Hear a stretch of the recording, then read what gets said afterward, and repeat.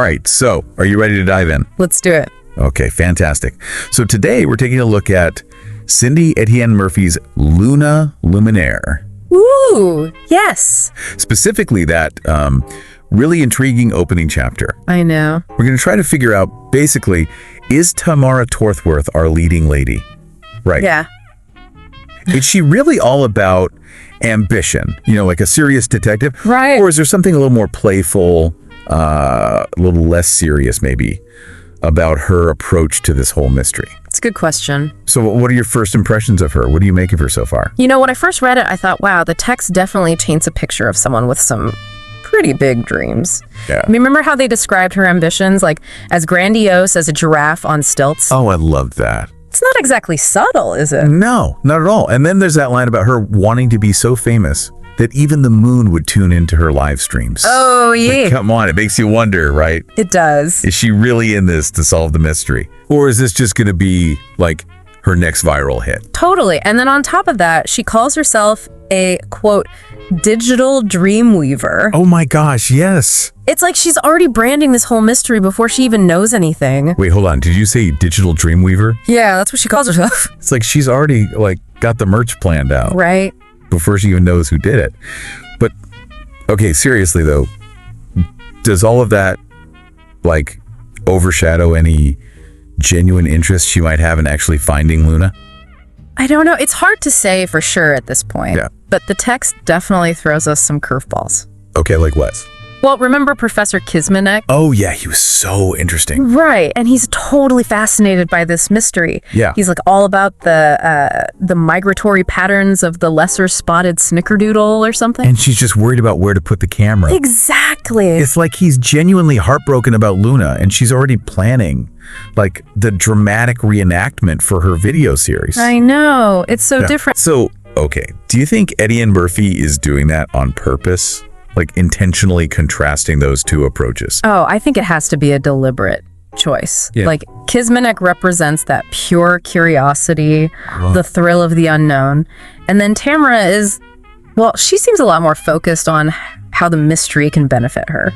It's all about Tamara. Kind of, yeah. And okay, before we move on, we can't forget the author's writing style. Oh, for sure. Ettienne-Murphy does not hold back with those playful descriptions. She really doesn't. I mean, come on.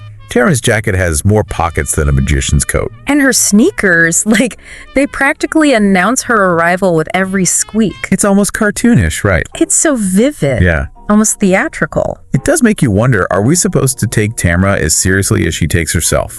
Right. Maybe she's just playing the part of a detective. Just performing? Yeah, for her audience. But, okay, wait. She does go to Professor Kisminek for help.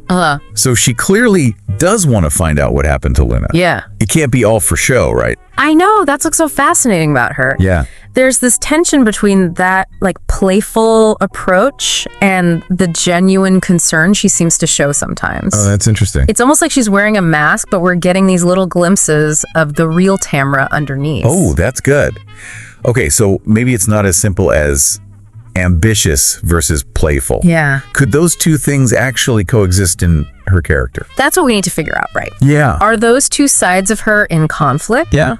Or can they actually work together? Because remember, people are complex. We're not always one thing or the other. And this is where it gets really interesting. Oh, okay. When she talks to the professor, she doesn't just give him these vague ideas, Yeah. She actually dives into specifics. Wow. She mentions Luna's last message, the one that was so mysterious. And then those weird footprints they found at the scene and that strange smell. What smell? Cinnamon. Oh, yeah. That's not just, attention-grabbing stuff for her videos. Yeah. These are genuine clues. Okay, so maybe I was a little too quick to judge her. Maybe a little. It's yeah, okay, she wants to be famous. Right. But she's also actually trying to put this puzzle together. Exactly. She's not just throwing glitter on everything and calling it a day. Yeah, it suggests a much deeper level of engagement than just wanting to, create a big spectacle. Right. I'm starting to think that maybe this whole playful performative side of her, it's kind of a way to cope with how serious all of this is. Ooh, maybe it's a way to make it less intimidating. Yeah. Both for herself and the people watching. That's a good point. Hey guys, let's solve this thing together. It's going to be fun and spooky. Right. And maybe a little bit silly. you know? It's a fascinating tactic. Yeah. And honestly, it could be pretty clever. How so?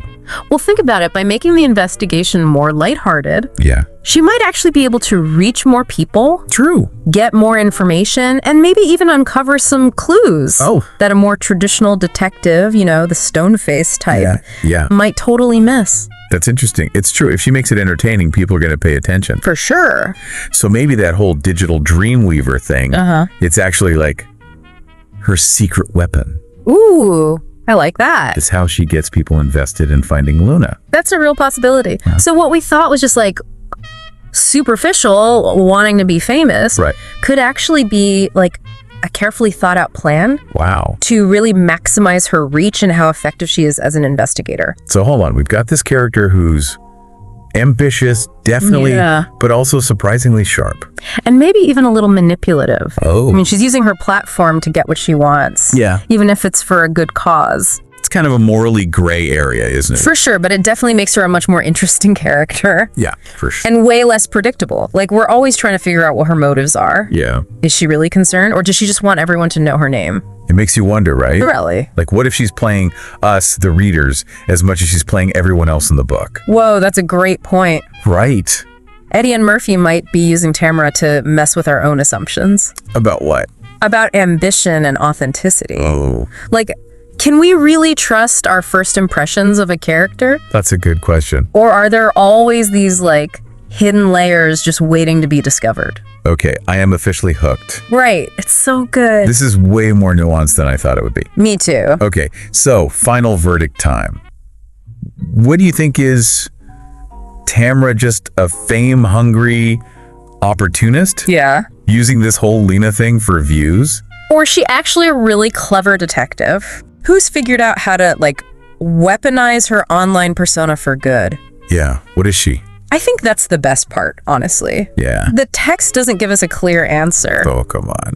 We're left with this, like, delicious ambiguity. It's a constant back and forth between what we think we know about Tamara and what she actually does. It's like she's walking this tightrope. Totally. Between her ambition and this genuine desire to find Luna. And we're just down here watching. Waiting to see which way she'll fall. And that's what makes her such a great character to follow, you know? Yeah, totally. We're always trying to figure her out, just like she's trying to solve this mystery. It's almost like we're part of the investigation ourselves. Yeah. Trying to decipher what her real intentions are. Right alongside the professor. So is there anything else in the text, do you think, that could, like, give us a clue? Well, I think we need to pay close attention to how her relationship with the professor changes. Like, does she really value what he brings to the table? Yeah. Or is she just using him to get what she wants? Good point. And we need to watch how she interacts with other people as the story goes on. Exactly, especially any potential suspects. Ooh, yeah. Those little changes in how she acts might be all we need to finally crack the code of Tamara Torthworth. Okay, I can't wait to see where Ettienne-Murphy takes us next. Me neither. But before we jump into the next chapter, let's take a moment to think about all of this, you know? Yeah, for sure. And how it relates to you, dear listener.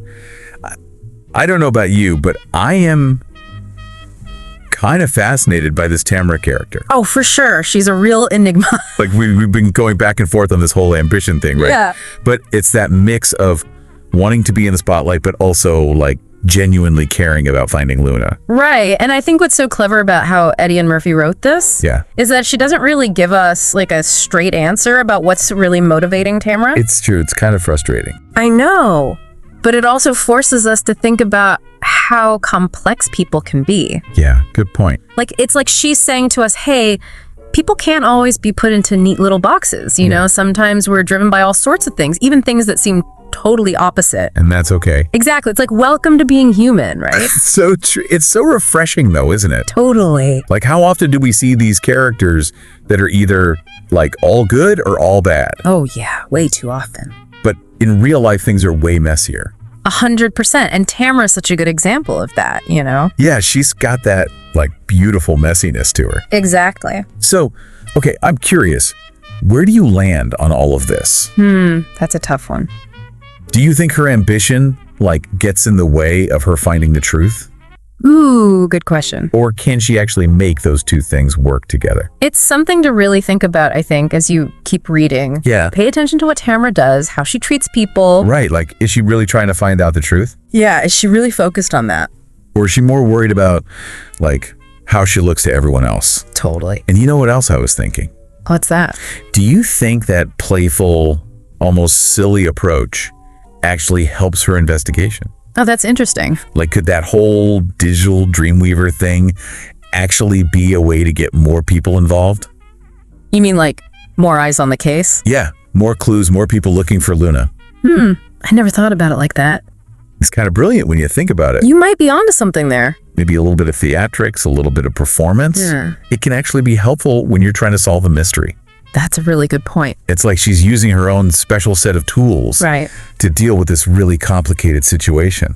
And who knows, maybe those like unconventional methods Right. will be what finally leads her to the truth about Luna. It could happen.